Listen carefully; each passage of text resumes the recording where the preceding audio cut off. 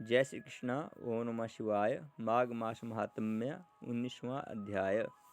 वशिष्ठ जी बोले कि हे राजन, भगवान दत्तात्रेय जी ने जो इतिहास का वर्णन किया था वह मैंने आपको सुना दिया है। अब तुम माघ स्नान का फल श्रवण करो।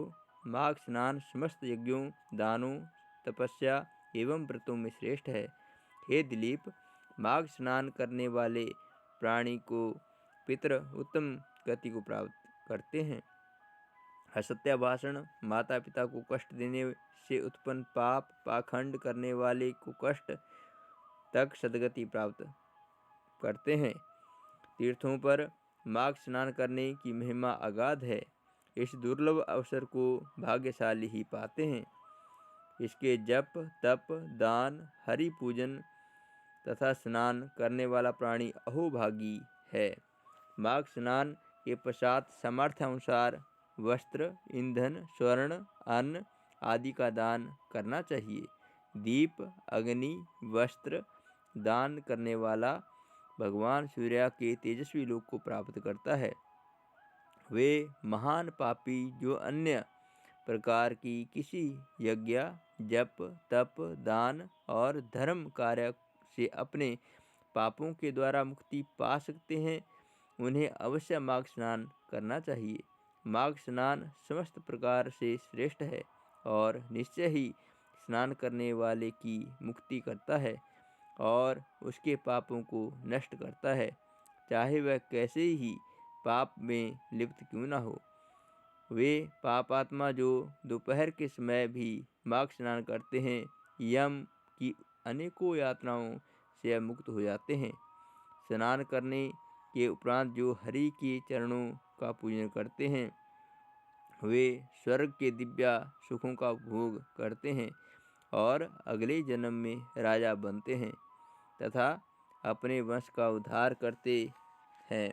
दिलीप, जिस प्रकार से एक छोटी सी चिंगारी से काठ का बड़ा ढेर नष्ट हो जाता है, वैसे ही माघ स्नान के द्वारा बड़े बड़े पापों का समूह नष्ट हो जाता है। मन, कर्म, वचन के द्वारा किए हुए समस्त पाप नष्ट हो जाते हैं।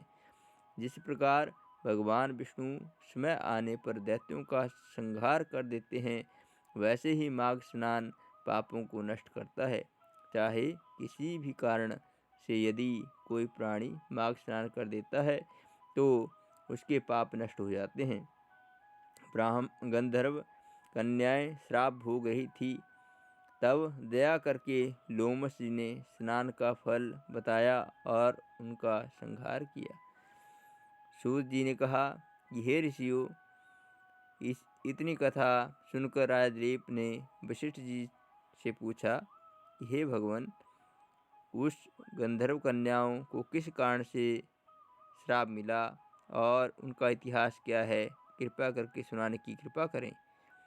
तब धर्म में राजा की श्रद्धा जान वशिष्ठ जी बोले, तुम्हारा प्रश्न उत्तम है। धर्म में जिज्ञासा देखकर तेरे इस प्रश्न पर इतिहास सुनाता हूँ। प्रमोदिनी, सुशीला, सुस्वरा, सुतारा और चंद्रिका नामक 5 गर्भ कन्याएं थी। वो 5 गंधर्व कन्याएं थी। उन सभी के पिता गंधर्व थे और ये कन्याएं समान आयु और रूप से एक दूसरे से अधिक सुंदर थी। वे नृत्य, संगीत, वाद्य आदि सभी कलाओं में निपुण थी। उनको देखते ही प्राणी उन पर मोहित हो जाता था। वे हास परिहास में भी पारंगत थी। वे गंधर्व बालाएं साथ साथ में खेला करती थी, कभी वन में, कभी पर्वत पर, कभी उपवन में और कभी सरोवर में जाकर खेलती रहती थी। एक बार वे सब मिलकर खेलते हुए एक वन में पहुंची। माघ का महीना था। वे कल्प वृक्ष के फूल चुनने लगी। एक बार वे खेलती खेलती एक निर्मल सरोवर पर जा पहुंची। वहां गौरी के पूजन हेतु लगे फूल तोड़कर ले आई। जल सरोवर के उस शीतल में उन्होंने स्नान किया और खेल ही खेल में पार्वती की प्रतिमा बनाकर उन्होंने पूजन किया। उस प्रतिमा के आगे वह नाचने लगी। हे राजन, सरोवर से थोड़ी दूर पर वेद निधि नाम का आश्रम था। संयोग से उस समय उनका पुत्र अग्निमय उस सरोवर में स्नान करने के लिए आया। अग्निमय ब्रह्मचारी था, वह परम सुंदर और पुष्ट था। उसे आता देखकर वे गंधर्व कन्याएं सोच में पड़ गई। उसके मनोहर रूप को देखकर उसे कामदेव समझने लगी, परंतु ध्यान अपने पर सचेत हो गई। वे पांचों की पांचों उस पर मोहित हो गई और अपने मन में विचार करने लगी कि निश्चय ही ब्रह्मा जी ने इस सरोवर स्वरूप कुमार को उनके लिए ही रचा है। पार्वती जी ने अवश्य ही उन पर प्रसन्न होकर उसे वहाँ भेजा है। वे आपस में कहने लगी कि मैंने इसे बरा है।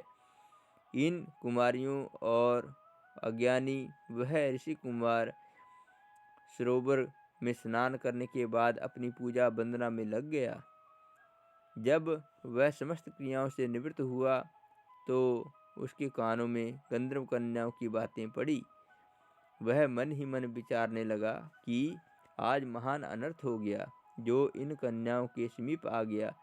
स्त्री की माया बड़ी विचित्र होती है, वह देवताओं तक को मोहित करके अपने धर्म से डिगा देती हैं।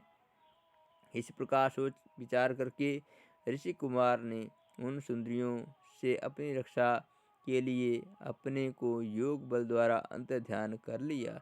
जब उन कन्याओं ने उस युग को नहीं देखा तो वे बड़ी अधीर हुई।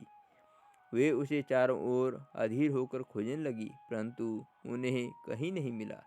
वियोग के कारण दुखी होकर कन्याएं इंद्रजाल अथवा कोई माया जाल जानकर घर लौटने के लिए निश्चित हुई। विरह से तृप्त बहुत विलंब करके जब वह अपने घर में पहुंची तो उनकी माता ने उनसे देर से आने का कारण पूछा। तब उनके चेहरे पर विषाद की चिन्ह देखकर तरह तरह के प्रश्न पूछने लगी और वह बारंबार पूछने लगी कि क्या बात है, तुम इतनी विरह में क्यों हो, क्या हुआ है। आप हमारे इस चैनल को अवश्य सब्सक्राइब करें, अपने मित्र परिजनों के साथ अवश्य शेयर करें ताकि सनातन धर्म से जुड़ी और भी जानकारी लेकर हम आपके समक्ष आते रहें। जय श्री कृष्णा, हरि ओम।